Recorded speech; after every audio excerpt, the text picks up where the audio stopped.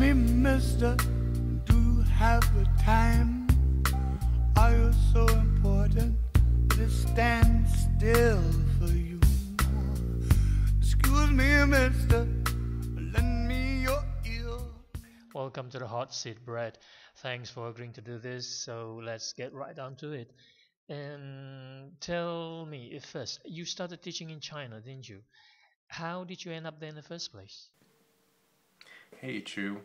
First off, thanks so much for having me. I'm honored, and I've really enjoyed following IISQ, getting to know the PLN, and actually seeing them and hearing details that you just wouldn't hear in 140 characters or even, in a blog post.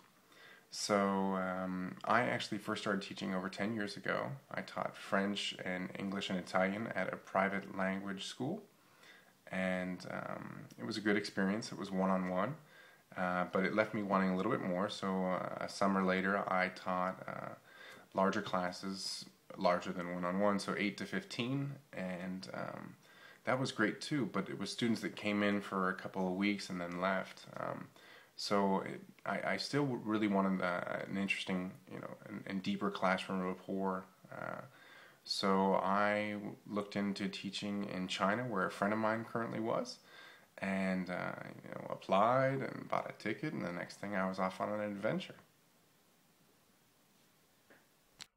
Now, what I find rather intriguing is that while you were teaching, you were also working as a go-between for a Baroque violin shop.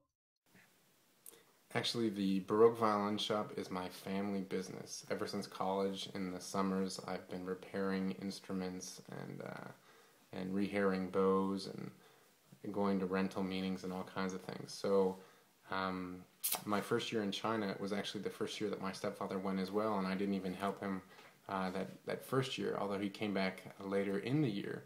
And at that point, my Chinese was good enough to kind of assist him with some basic things. As I sunk deeper and deeper into Chinese and all the intercultural kind of intricacies and collaborating, my role in helping the family business really developed, and it's been a fun ride. Are you somewhat of a violin expert? Not at all a violin expert. I can do some minor repairs, and I can rehair a bow for you. I can tell you if an instrument's cheap, mid-grade, if it's an expensive instrument, if it's an old instrument or a fake old instrument. But I can't play, and my stepfather and my brother are really the experts, and it's fun because I really learn a lot interacting with them, and going and seeing all these places where violins are made. And in the meantime, I've really grown an appreciation for the instruments themselves and the music too. So it's kind of a fun industry to jump into. So how did you cope with being in the Orient and not knowing the language? How did you get by? So to give you a bit of my background, I actually left home when I was 17 and came to France for about 6 months. And I was at high school here, and it was a magnificent time, and that's when I caught the bug, both for languages and traveling.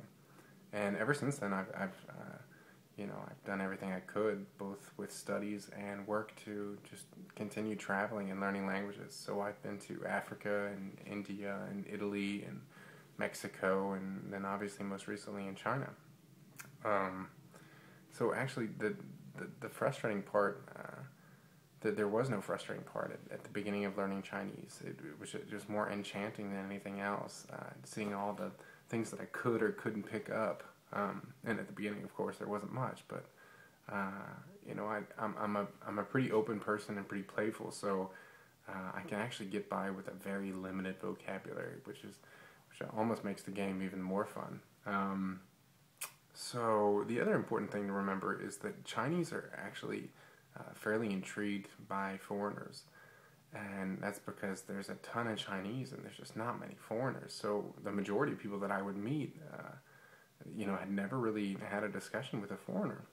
So they were often really curious and they asked me questions, and a lot of times I get the same questions over and over again, so I get to practice a lot. And they were very patient, and it was was the perfect situation. You know, always being immersed in the environment and people asking you kind of the same things, and having 1.4 billion teachers for one student. I like the 1.4 billion teachers to a student. Mandarin must be one of the most difficult languages to learn, don't you think?